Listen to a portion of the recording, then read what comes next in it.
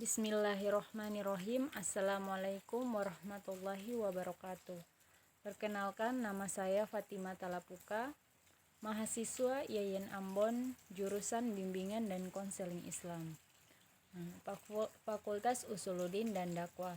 Alhamdulillah, di kesempatan kali ini saya akan membuat video untuk memenuhi salah satu tugas perkuliahan saya terkait dengan mata kuliah ilmu kalam. Nah, di dalam ilmu kalam ini terdapat materi Qadariyah. Nah, di sini saya akan menjelaskan terkait dengan sejarah Qadariyah. Langsung saja, sejarah Qadariyah ini disebarkan oleh Ma'bad al-Juhani dan Gilan al-Dimashqi sekitar tahun 70 Hijriah atau 689 Masehi pada masa pemerintahan Khalifah Abdul Malik bin Marwan. Qadariyah ini sebagai isyarat menentang kebijaksanaan politik Bani Umayyah yang dianggapnya kejam. Apabila aliran Azbariyah berpendapat bahwa Khalifah Bani Umayyah membunuh orang, hal ini karena memang sudah ditakdirkan Allah dan hal ini berarti merupakan topeng kekejaman Bani Umayyah. Maka aliran Qadariyah mau membatasi qadar tersebut. Mereka mengatakan bahwa kalau Allah itu adil, maka Allah akan menghukum orang yang bersalah dan memberikan pahala kepada orang yang berbuat kebaikan.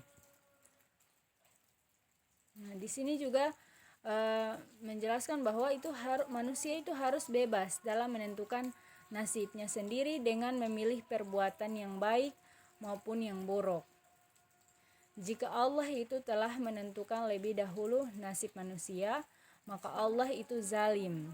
Karena itu, manusia harus merendahkan, memilih atau ikhtiar atas perbuatannya. Nah, manusia juga harus memiliki kebebasan. Kebebasan ini apa? Kebebasan berkehendak. Nah, orang-orang yang berpendapat bahwa amal perbuatan dan nasib manusia itu hanyalah bergantung pada qadar Allah saja. Selamat atau celakanya seseorang itu telah ditentukan oleh Allah. Sebelumnya, pendapat tersebut adalah sesat. Itu yang paham Qadariyah jelaskan terkait dengan kebebasan manusia. Nah, sebab pendapat tersebut berarti menentang keutamaan Allah dan berarti menganggapnya pula yang menjadi sebab terjadinya kejahatan-kejahatan. Mustahil Allah melakukan kejahatan. Nah, ajaran-ajaran paham Qadariyah segera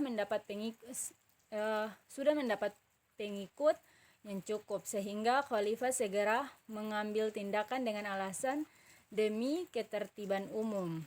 Padahal apa? Ma'bad al-Juhani dan beberapa pengikutnya ditangkap. Dia sendiri dihukum mati, di Damaskus. Setelah peristiwa ini, maka pengaruh paham Qadariyah semakin surut. Nah, karena beberapa penyiar paham Qadariyah ini sudah dibunuh. Akan tetapi dengan munculnya paham Mu'tazilah sebetulnya dapat diartikan sebagai penjelmaan kembali dari paham-paham Qadariyah. Nah, karena paham Mu'tazilah ini juga diambil dari paham-paham Qadariyah. Nah, sebab antara keduanya yang terdapat persamaan demikian filsafatnya yang selanjutnya disebut sebagai kaum Qadariyah Mu'tazilah. Nah, Ma'bad al-Juhni adalah seorang tabi'in yang paling baik. Nah, dia ini juga pernah belajar kepada Washil bin Atho, pendiri Mu'tazilah. Washil bin Atho ini salah satu pendiri Mu'tazilah. Kemudian ia melibatkan diri dalam lapangan politik dan memilih kepada Abdurrahman bin al-Syiah, gubernur Sijistan dalam menentang kekuasaan Bani Umayyah. Nah, dia dihukum mati oleh Al-Hajjaj, gubernur Basra, karena ajaran-ajarannya sehingga dia dibunuh pada tahun 80 Hijriah.